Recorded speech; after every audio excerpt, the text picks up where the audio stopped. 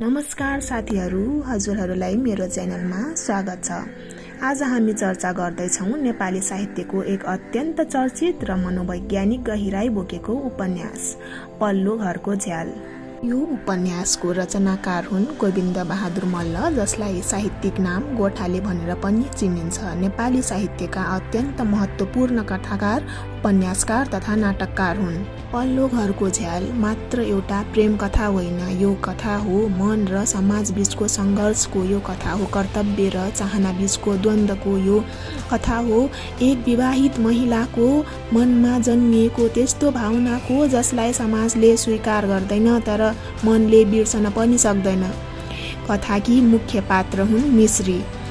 मिश्री एक नेवारी युवती हुन्। उनको विवाह एउटा सरकारी कर्मचारीसँग भएको हुन्छ। उनका श्रीमान नराम्रा मानिस होइनन्। उनी इमान्दार छन्, जिम्मेवार छन् र मिश्रीलाई सम्मान पनि गर्छन्। तर एउटा समस्या के छ भने उनीहरूबीच भावनात्मक नजिकताको कमी छ। श्रीमान आफ्नो काममा व्यस्त रहन्छन्। घरमा हुँदा पनि उनीहरूको ध्यान कागजपत्र, कार्यालय र जिम्मेवारीमै केन्द्रित हुन्छ। मिश्रीको जीवन बाहिरबाट हेर्दा व्यवस्थित देखिन्छ। राम्रो घर, सम्मानित परिवार, समाजले स्वीकार गरेको विवाह, सबै कुरा ठिकठाक देखिन्छ। तर भित्रभित्रै मिश्री एक्लोपनसँग सङ्घर्ष गरिरहेकी हुन्छन्। दिनहरू बित्दै जान्छन्, हरेक बिहान उही काम, उही दिनचर्या, उही जीवन, र बिस्तारै उनको जीवन निराश बन्दै जान्छ। यही क्रममा उनको ध्यान घरको झ्यालबाट देखिने पल्लो घरतिर जान थाल्छ। पल्लो घरमा एउटा युवक आउने जाने गर्छ। ऊ आकर्षक छ, आत्मविश्वासी छ। उसको हिँडाइ, बोलाइ र व्यवहार अरूभन्दा फरक छ। तर समाजमा उसको राम्रो छवि छैन। मानिसहरू उसलाई बदनाम, गैरजिम्मेवार र चरित्रहीन भनेर चिनाउँछन्। सुरुमा मिश्रीले खासै ध्यान दिँदैनथिन्, तर दिनहुँ झ्यालबाट देखिने त्यो अनुहार बिस्तारै उनको मनमा बस्न थाल्छ। उनी आफैलाई सम्झाउँछिन्, यो गलत हो, म विवाहित छु, म यस्तो सोच्न हुँदैन। तर मनले तर्क सुन्दैन, मनले नियम मान्दैन। जति रोक्न खोज्यौ त्यति नै त्यो युवाप्रति जिज्ञासा बढ्दै जान्छ। अब मिश्रीको दिनचर्यामा एउटा नयाँ कुरा थपिएको हुन्छ। झ्यालतिर हेर्नु। कहिले ऊ आउँछ, आज देखिन्छ कि देखिँदैन। यी सामान्य लाग्ने कुराहरू बिस्तारै उनको जीवनको हिस्सा बन्दै जान्छन्। उनी आफैलाई बुझ्न सक्दिनन्, किन यस्तो भइरहेको छ त? किन एउटा अपरिचित मानिसले यति धेरै प्रभाव पारिरहेको छ?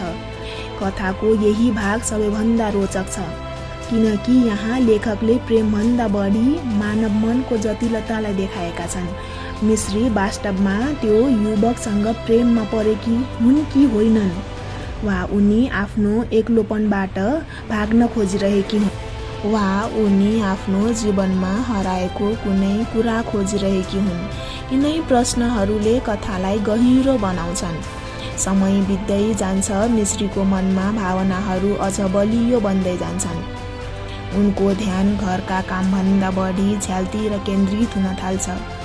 उनी कहिलेकाहीँ आफूलाई अपराधी महसुस गर्छिन्, किनकि उनी जान्दछिन् कि यो भावना सामाजिक रूपमा स्वीकारिने छैन। तर जति दबाउन खोज्छिन् त्यति नै भावना बढ्दै जान्छन्। यही कारणले उनी भित्रभित्रै तनावमा बाँच्न थाल्छिन्। बाहिरबाट उनी सामान्य देखिन्छन्, तर भित्र ठुलो आँधी चलिरहेको हुन्छ। उपन्यासको सबैभन्दा सुन्दर पक्ष यही हो कि लेखकले कुनै ठुलो घटना बिना पनि पाठकलाई पात्रको मनभित्र लैजान सफल भएका छन्। एउटा झ्याल, एउटा नजर, एउटा मौन आकर्षण, यिनै कुराहरूले पुरै कथा अगाडि बढाउँछ। मिश्रीको जीवन अब दुई भागमा विभाजित हुन्छ। एउटा भाग समाजले देखिने जीवन, अर्को भाग उनले आफैभित्र लुकाएको जीवन। उनी आफ्नो कर्तव्यबाट भाग्न चाहन्छन्, तर आफ्ना भावनालाई पनि इन्कार गर्न सक्दिनन्। यही द्वन्द्वले उनलाई कमजोर बनाउँदै लैजान्छ। उपन्यासले एउटा महत्त्वपूर्ण सत्य देखाउँछ, मानिस सधैँ आफूले चाहेको जीवन बाँचिरहेको हुँदैन। कहिलेकाहीँ ऊ परिस्थितिले बनाएको जीवन बाँचिरहेको हुन्छ, र त्यही कारणले मनभित्र अनेक अपुरा चाहना जन्मिन्छन्। मिश्रीको मनमा पनि यस्तै चाहना जन्मिएको हुन्छ, तर त्यो चाहना पूरा गर्न सकिने अवस्था हुँदैन। त्यसैले उनी झन् धेरै पीडित बन्छन्। कथाको उत्तरार्धमा मिश्रीले आफ्नो भावना र वास्तविकता बीच सन्तुलन खोज्ने प्रयास गर्छिन्। उनी बुझ्न थाल्छिन् कि जीवन केवल चाहनाले मात्रै चल्दैन, कर्तव्यको पनि महत्त्व हुन्छ, जिम्मेवारीको पनि महत्त्व हुन्छ र प्रत्येक निर्णयको मूल्य चुकाउनुपर्छ। यही बिन्दुमा कथा भावनात्मक रूपमा अझ गहिरो बन्छ। लेखकले कुनै काल्पनिक प्रेम कथा लेख्नु भएको छैन, बरु एउटा वास्तविक मानव मनको चित्र कोर्नु भएको छ। हामी मध्ये धेरैले जीवनमा कहिल्यै न कहिल्यै यस्ता भावनाहरू अनुभव गरेका हुन सक्छौँ। कुनै व्यक्ति, कुनै सपना, कुनै चाहना जुन सही पनि लाग्छ र गलत पनि, जुन चाहिन्छ पनि र त्याग्न पनि पर्छ। पल्लो घरको झ्याल यस्तै भावनाहरूको कथा हो। यसले प्रेमको चम्किलो पक्षभन्दा बढी प्रेमको पीडा देखाउँछ। यसले चाहनाका सौन्दर्यभन्दा बढी चाहनाको मूल्य देखाउँछ र यसले समाजको नियमभन्दा बढी मानव मनको वास्तविकता देखाउँछ। अन्त्यमा मिश्रीले एउटा महत्त्वपूर्ण कुरा बुझ्छिन्। जीवनमा सबै भावना पूरा हुँदैनन्, सबै चाहना प्राप्त हुँदैनन्, तर ती भावनाहरूले हामीलाई आफूलाई चिन्ने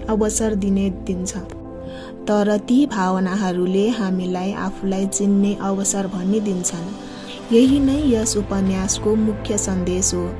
मानव मन जति सरल देखिन्छ, वास्तवमा त्यति नै जटिल छ र कहिलेकाहीँ एउटा झ्यालबाट देखिएको दृश्यले पनि पुरै जीवन बदल्न सक्छ। यदि तपाईलाई मनोवैज्ञानिक, भावनात्मक र यथार्थवादी कथा मन पर्छ भने पल्लो घरको झ्याल अवश्य पढ्नुपर्ने उपन्यास हो। यो केवल एउटा कथा होइन, यो मानव मनको ऐना हो। र यस्तै पुस्तकका अरू भिडियो पनि हेर्न चाहनुहुन्छ भने मेरो च्यानललाई लाइक, सेयर र सब्स्क्राइब गर्नुहोला। धन्यवाद।